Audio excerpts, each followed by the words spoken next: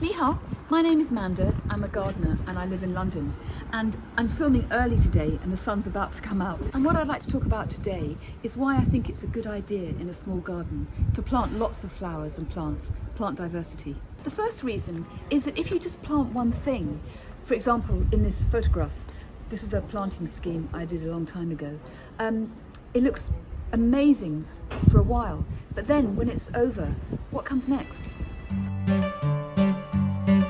So in a larger garden, you could have a scheme like that, the foxgloves. But in a small garden, it's important, if you can, to keep the show going, keep the show on the road. So the tulips have gone, the alliums are over, and the beautiful cephalaria. But in their place, the Nautia is in flower, the lavender, the geranium roseanne, the alchemilla, this verbascum, quite strange. I thought it was going to be white. This, which is amazing, the phlomis, more Nautia, and this one I love, this colour, Nautia. The poppies are still here. The roses are in full bloom. And here, my lovely rose, Madame Grégoire Schreckling, has gone, but this has come. The Philadelphus. And Guo Yi is always checking our very small pot of courgettes. So there's lots happening and there's more to come. We've got the apples will come, and maybe we'll get some plums, but I think not many. So the agapanthus will come and the achillea, but I quite like the different textures of the leaves anyway. And then the penstemon will come. Oh, and I've just noticed here, this is a little love in the mist that I think the wind probably blew in. Same with this poppy. And this area here, got the Gladioli to look forward to, very deep purple colour. This is Hydrangea Annabelle, the hibiscus coming, Japanese anemone, the beautiful white flowers, and the berries on the Amelanchier, which the birds will like. And the second good reason for plant diversity, even in a small garden, is that it's actually good for the garden. It encourages the pollinators for a longer period of time, the beneficial insects that hopefully will control the pests we don't want.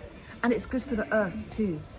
Monoplanting can sometimes result in nutrients being depleted, but here hopefully the earth will be rich and there'll be lots of worms. Even though I've talked about plant diversity in a small garden, at the same time it's quite good to have some repetition or continuity, because it kind of brings the garden together, makes sense of things. So in a small way, I've got the geranium roseanne there, and then I've also planted it over here to try and pull it together. Guo Yi and I, we took up some paving stones here and we planted these, and then I thought actually maybe it's nice to have it on the other side too. Again, kind of making a symmetry, making sense of the garden.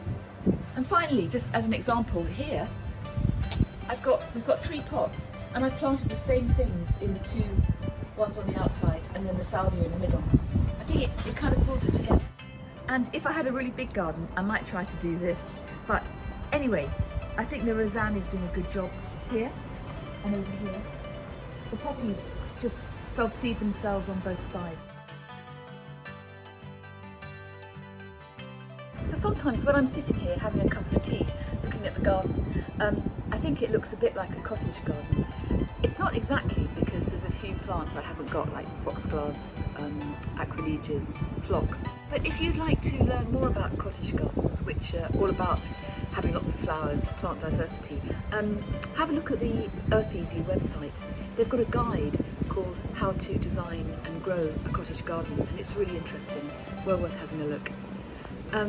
Anyway, I hope this has been interesting, my views on plant diversity but also repetition in a garden, and how I think that's quite important. Anyway, I'd also like to say I'm really sorry about the wind. It's just been a nightmare. It's never ending and very difficult to film.